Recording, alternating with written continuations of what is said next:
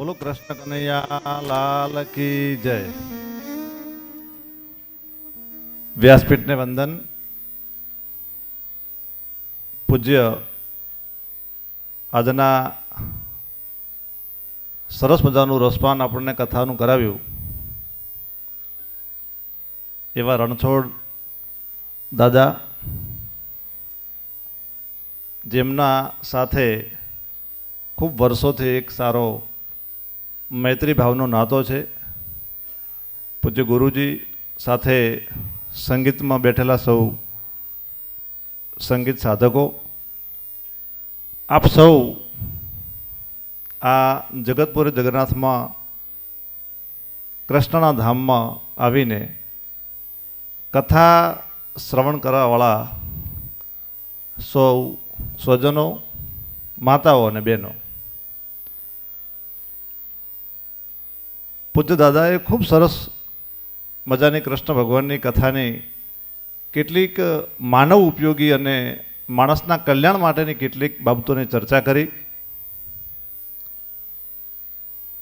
આમ તો સહજ રીતે આપણે જોઈએ તો જે માએ પોતાના દીકરાને જન્મ આપ્યો છે અંધારી રાતે, અને થોડીક ક્ષણોમાં એ દીકરાને એક ટોપલીમાં લઈ અને બહાર મૂકવાની વેદના હશે. સહજ રીતે એક માણસ જીવનની અંદર કૃષ્ણને જોઈએ તો એ માને કેટલી વેદના હશે.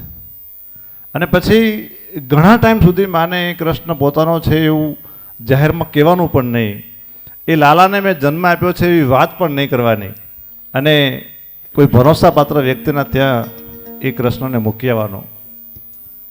ત્યાં પણ એ જગતગુરુ કૃષ્ણ વૃંદાવનની અંદર મોટા થાય, અનેક પ્રકારના માનવ જીવનને નડતા કાળનો નાશ કરે. માણસ ગમે એટલો મોટો થાય, માણસ ગમે ત્યાં મોટા લોકોના ત્યાં જન્મે, પણ મારે કામ કયા કરવાના છે એ એને યાદ રહે છે. પૂતનાને મારવાની હોય, કૃષ્ણ અને સુદામાને દોસ્તીની વાત હોય, એ યાદ કર્યા પછી પોતાનું કામ જ્યારે પૂર્ણ થાય એક ક્ષણનો વિલંબ કર્યા સિવાય એ ત્યાંથી નીકળી જાય છે. બસ હવે હું વૃંદાવનમાં નહીં રહું.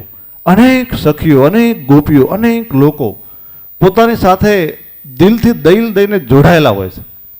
જેના માખણ અને દૂધ અને છાશ વગર કૃષ્ણનું સવાર નથી પડતું, અને કૃષ્ણના ઠુમકા સિવાય જેનું આધણ મેલ્યા છે મેં તો ચૂલા ઉપર ઝૂલતા આધણ ઉભરાઈ જાય, એ કવિતા, એ પંક્તિઓ જે ગોપીઓ ગાતી છે, અને એક જ ક્ષણમાં પૂજ્ય ગુરુજી એ ગોપીઓને કહે કે બસ ખમી જાઓ, હવે હું નહીં રહું, મારી પાસે પણ મારી પાછળ પણ કોઈએ નહીં આવવાનું. અને એ જગતગુરુ ગુજરાતની ધારાની અંદર દ્વારકામાં આવે અને ખૂબ સારું શાસન કરે. દેશ અને દુનિયા એ શાસનના પ્રશંસક બને. ખૂબ સારી વેદોની પણ વાત કરી પૂજ્ય ગુરુજીએ. આદર્શ રાજા કેવો હોવો જોઈએ. સોનાની દ્વારકા હતી. મારું કંઈ નથી, હું માત્ર ને માત્ર એક રાજા છું, મારે પ્રજાને આપવાનું છે, એ રીતે સુંદર વ્યવસ્થા કરી.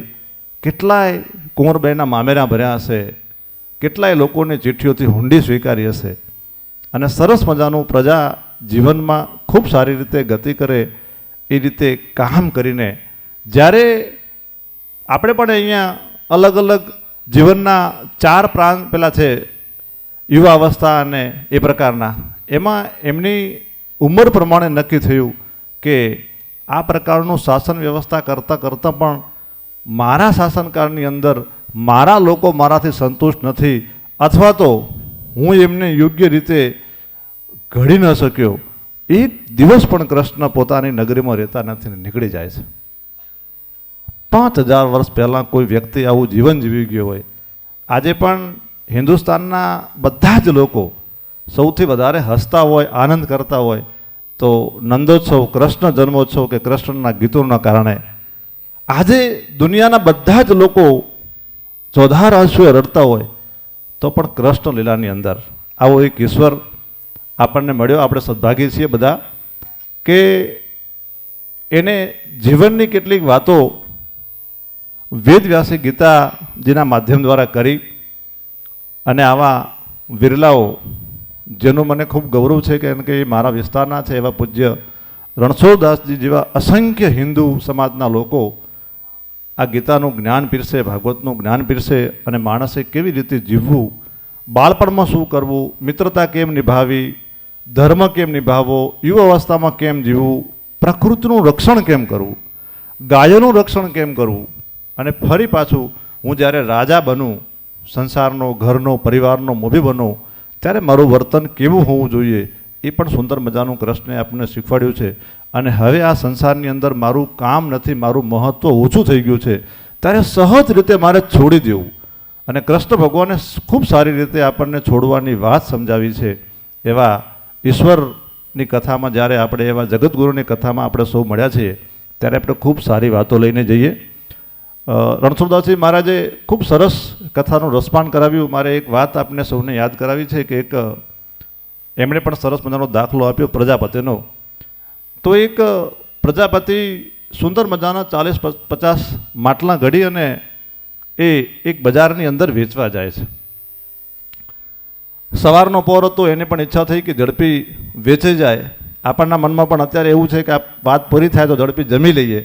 એમના મનમાં પણ એવું હતું કે આ મારા માટલા કોઈક લઈ લે, કોઈક ગ્રાહક બનીને આવી જાય અને હું એમાંથી આજીવિકા મારી લઈને હું મારા પરિવાર પાસે પહોંચી જઉં. અને સરસ મજાનો એક નદીનો કાંઠો કે રોડનો કિનારો હશે અને ત્યાં એ પોતાના સરસ મજાના માટલા લઈને બેઠો હતો. અને એવામાં 4-5 ગૃહિણીઓ કે 4-5 યુવાનો ત્યાંથી પસાર થયા અને એમણે પૂછ્યું કે ભાઈ આ માટલા વેચવાના છે? તો કે હા, વેચવાના છે બિલકુલ.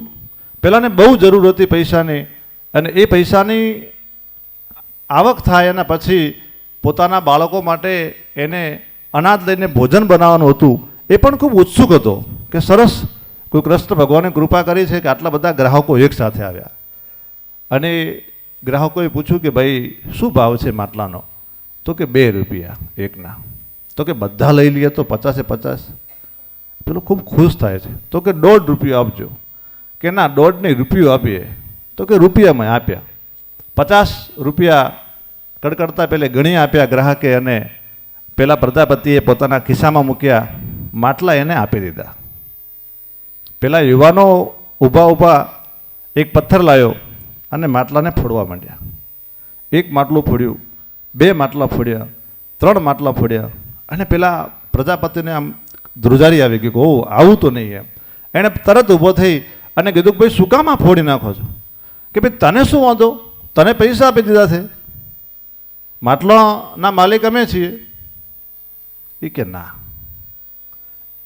આટલી બધી અમે મહેનત કરી. પૂજ્ય ગુરુજીએ કીધું ને કે ભ્રમ, મને બનાવવાવાળો ભ્રમ છે, મેં આટલી બધી મહેનત કરીને બનાવી નાખ્યા, તો એ ફોડવા માટે નથી આપ્યા. લ્યો આ તમારા પૈસા પાછા, મને મારા 47-48 માટલા પાછા આપી દો. એ માટલા એણે પાછા લઈ લીધા. શું કામ? બીજાના ઉપયોગમાં આવે એ વસ્તુ બનાવવાવાળા અમે છીએ. ફોડી નાખે અને એ પ્રકારની લઈ કમાણીને મારા બાળકોને ખવડાવવાનો ધર્મ મારો નથી. પૂજ્ય ગુરુજીને હું એ માટે ધન્યવાદ આપું છું કે જીવનની અંદર એમને કંઈક આપવું છે અને આપણે પણ એવા માટલા ન બનીએ કે આપણે ફૂટી જઈએ, આપણે બીજાના ઉપયોગમાં આવીએ. એવા માટલા બનીને સંસાર ખૂબ સારી રીતે આગળ આપણે લઈ જઈએ.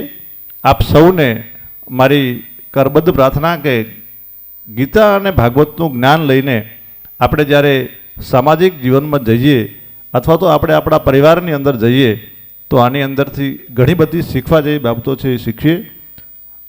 ગાય માતાને રાષ્ટ્રમાતા બનાવવાની પૂજ્ય ગુરુજી વાત કરી, એ વાત ખૂબ સાચી છે અને આપણે ઈશ્વરને પ્રાર્થના કરીએ કે શાસકોને ખૂબ શક્તિ આપે. ખૂબ બધા કામ આપણા હિન્દુ ધર્મ માટે અને સનાતન માટે કર્યા છે અને આ પણ ખૂબ સરસ કામ છે અને આપણે જગન્નાથપુરીમાંથી ભગવાન કૃષ્ણને પ્રાર્થના કરીએ કે એ કામ આપણું સાર્થક થાય અને પૂજ્ય ગુરુજીની જે વર્ષોની ઈચ્છા છે એ પૂર્ણ થાય.